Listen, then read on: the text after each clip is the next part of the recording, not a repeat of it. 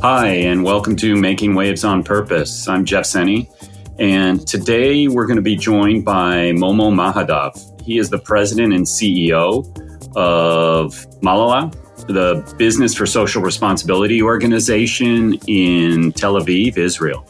We're going to talk about how companies in Israel right now are surviving, thriving, and adjusting to the war, and what his organization is doing to support those companies and what we all can do to support those companies and those within this conflict on either side.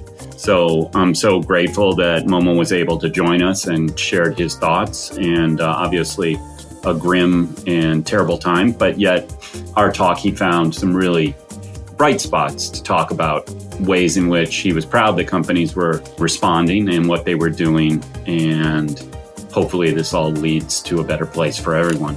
And without any further ado, I bring you Momo. Momo, thanks so much for joining us from Tel Aviv, where things are quite tense, I know. And I'm glad that you and your team and your family are safe and you're able to join us today. Thanks, Jeff. Very, very happy to be here with you. So tell me about your work with companies and social responsibility and what you all do in general, and then how that's changed in the last month. So, Israel has quite I would say, a booming ESG, CSR, whatever acronym that we'll use scene. But I think a major difference would be that we've been more focused on the social, on the inclusive, let's say, side of ESG rather than the E, which we obviously hear and work a lot in the past several years. So diversity and inclusion is a very, very hot topic and is now actually at the crisis, at the war as well.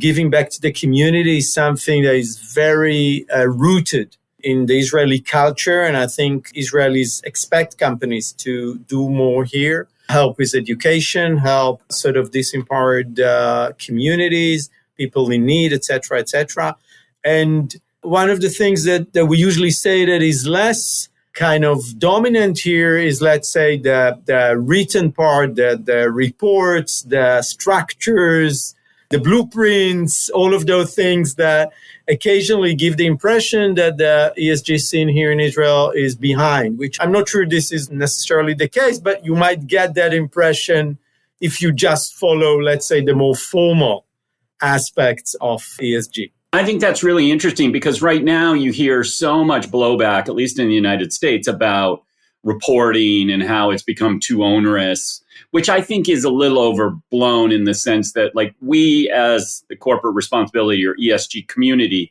kind of engineered this. We wanted more demands for reporting to push us further. And now that they've landed on our desks, we're not as happy about it. But I do take the point that reporting is by design myopic in some ways and doesn't get to the true root of all of the issues. And one of the things that I've been saying for a long time is that corporate responsibility is about the role of business in society, and that includes geopolitics and local politics and what have you. And you're living that in, vivid color right now. How are companies dealing with this, and what advice and support are you providing? Yeah, I'd absolutely agree with that. So when it all started, the immediate response here of the business sector was really overwhelming. With employees, the culture here in Israel, it's almost taken for granted that you need to take care of your employees, that companies should be a safe haven for all. And maybe we'll get back to that later. With community support, we did kind of a quick roundup 2 weeks ago. Most of the large companies immediately authorized kind of emergency funds and helped with almost anything. For anyone who followed what happened here in Israel, there's quite a large numbers of communities who had to actually leave their homes with nothing. There's quite a large number of Israelis now living in hotels, not in their homes. Many of those left with nothing. Their houses are ruined, nothing, in some cases, nothing is left and will have to rebuild. So companies, pulled in really an inspiring way. Also, by the way, civil society was it was unbelievable I don't think we've ever seen such an immediate response. And in some cases, those things obviously collided. So major civil society organization approached companies, especially, for instance, with food and equipment. Companies supplied everything that they needed, and the civil society organizations were responsible for shifting all that things towards the people that needed it. One very positive side of that help on behalf of corporate Israel was the structures that we've seen before and were immediately utilized. So we see that all the partnerships that were existing between corporations and civil society organizations could be immediately turned into emergency relief. We still see those things sort of moving forward, but now our message is in a way to hold back a bit and start to sort of understand what are the, let's say, midterm needs here and even long terms. One of the most inspiring steps that we're taking, I would say, after the first 2 weeks is for a number of companies to announce of substantial sort of financial funds that will be giving for the building backstage, which I think was both in terms of the actual help as well as the message here of optimism and we're here for you for the long run was really very, very important. Yeah, I think that's fascinating. And this idea of relationships that were in place provided a great opportunity. I just am in the final bits of work on a report for CECP where we last saw each other and the Gates Foundation on lessons learned from COVID. And one of those is that companies that had relationships with civil society were so much more enabled to respond quickly than those who didn't. So it sounds like a very similar thing you're seeing. And I know companies now in Israel have lost a fair amount of their workforce. Reservists have been called up, which is placing even greater strain. How are companies, handling this? So, it's a challenge. You need to keep, business continuity obviously is important. I interviewed, the Israeli side of a multinational company working in Israel.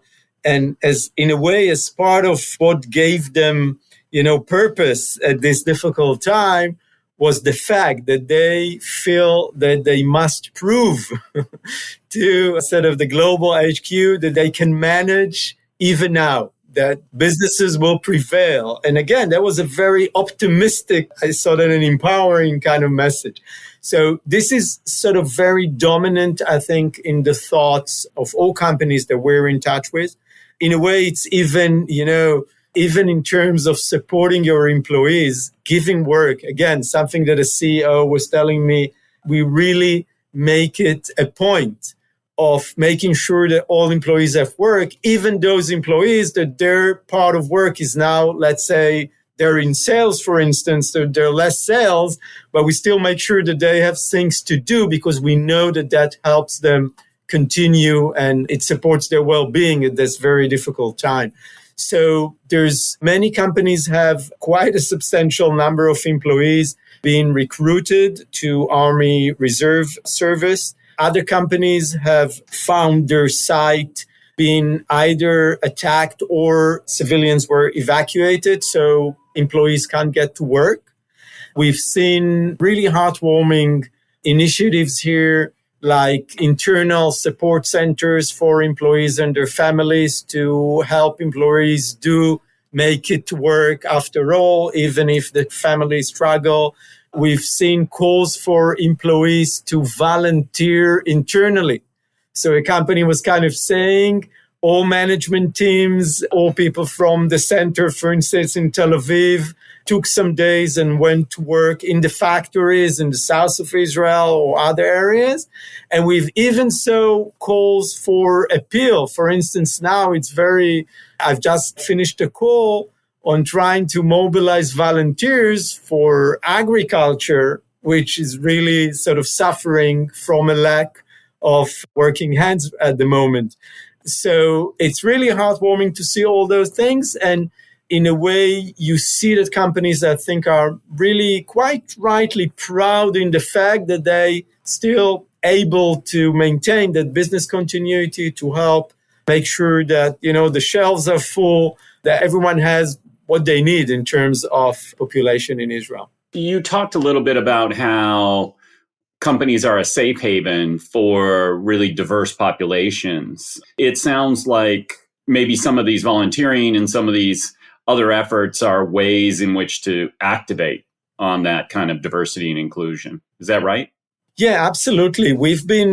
Our kind of basic assumption is that workplaces are the place that in our adult life might be almost the only place that we could actually meet as equals, people from other ethnicities and religions. In Israel, we would be Arab Israelis or ultra-Orthodox Jews or Ethiopian Jews, etc. And this is even more so now. We need to start with acknowledging the fact that there is a sort of a growing tension at the moment between Arab Israelis and Jewish Israelis. Luckily, it's still sort of, and hopefully will stay that way, it's still under control. We haven't seen any major incidents or going out of control kind of situations like we've seen in the past. And again, hopefully will stay that way. But there is tension, and we can't ignore that. And after the first sort of 2 or 3 weeks, now I think a lot of our attention as a corporate membership organization is regarding that tension between Arab Israelis, Jewish Israelis, and making sure that workplaces will stay as safe havens. The good news is here that we see quite clearly that those corporates, those organizations that have good infrastructure, that have been doing work on DEI, it pays. Their situation is much better than those corporates who've just recently entered that area or haven't entered that area in terms of, putting practices in place, understanding the language, understanding the do's and don'ts with DEI, because obviously things are very sensitive now. So I think we'll continue to put a lot of focus on that. I've had conversations on that the past couple of days and will continue to do so. It needs a lot of attention on both sides, by the way. There's fear, there's anxiety, people feel insecure. But we see that if management is attentive here, if management sort of more than anything else allows the space for talk, allows the space for interaction, but in a very, still I would say in a very managed kind of way. You need to be careful of how you open up. There's room for optimism that will survive that, and maybe even eventually. It's hard to see that now, but I would like to also maintain kind of even a positive future of maybe even moving upwards in that regard. That's fascinating. I think you're right, because at the beginning days of DEI programs, they're usually about having difficult conversations. And that's where companies generally start. And I could imagine now's not the time to start that conversation. If you'd started it a year or 2 years ago, you'd have a much longer runway and a much deeper level of trust built among the company, employees, that this is a genuine commitment to trying to have a dialogue and not be judgmental or what have you, which I would imagine if you started it today, that'd be really tricky. So there's a good lesson there, which is start early, because you never know when those investments, how and when they can pay back. And it's interesting, you turned me around in my mind during this very conversation, because I've always said, can we really celebrate diversity and inclusion and identity if we can't have political conversations within the workplace? Because politics is such a expression of identity. But you're right, your point on safe haven, I find really compelling and interesting. There's a CEO of an American company called Basecamp that makes a similar point within his operation. So I think that's really interesting, that this is one of the few places in our lives that we can and should be able to call safe from ideology. It's fascinating. And by the way, keeping out the politics, which typically every corporate would do, in a way helps you to maybe connect, let's say, on a more personal basis, on an acquaintance basis, build the trust that if the interaction is, let's say, more sort of politically inclined, is much more difficult to achieve in a way. Well, it's interesting, too, because like you could create really lasting and deep relationships with people and find out later their ideological beliefs and be like, and that might actually turn you around a little bit because you got to know them as a person before you got to know them as an idea or as on the continuum of beliefs and judge them by that. I think that's fascinating. If anything, is a call to action for European, American, and other corporate social responsibility teams who may want to, show their support or think about what they and their teams can and should do? That's a great question. I think that if you have a site in Israel, call, make a call, talk. Don't just say an email. Again, that's something that an HR executive from an Israeli side of a global company was telling me. Israelis, tend to be very, very open, very vocal. So pick up the phone and ask people how they are. This is a very, very difficult time in Israel. People are very anxious here. And I think they'll appreciate that. Another thing that was really unprecedented and heartwarming was to see we've gathered up the numbers after 2 or 3 weeks of corporate support, mainly from the states, humanitarian support to various organizations in Israel, in food, in medical equipment, in other support. That was really very impressive and gave a lot of, I think, support to know that corporates are thinking about what goes on here and are willing to help. So I would definitely continue and do that. And I think there's also really a question here of maybe helping and supporting the business continuity, understanding the difficulties a bit more, be a bit more sort of attentive to that.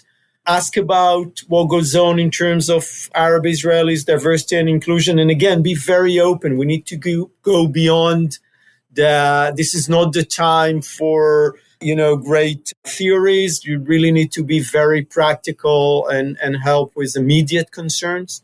So more than anything else, I would say be attentive. Listen to the voices. Be in touch. Always great advice. So, well, I don't want to take too much of your time. I understand you've got to be under amazing stress and really busy, but I'm so thankful that you took time to talk to us. And I'm hoping that you and your team and your family and all of your loved ones stay safe. Many thanks, Jeff. It's been a pleasure to and thank you for allowing me to share what goes on here. Thank you. Yeah. All the best. Take care. You too.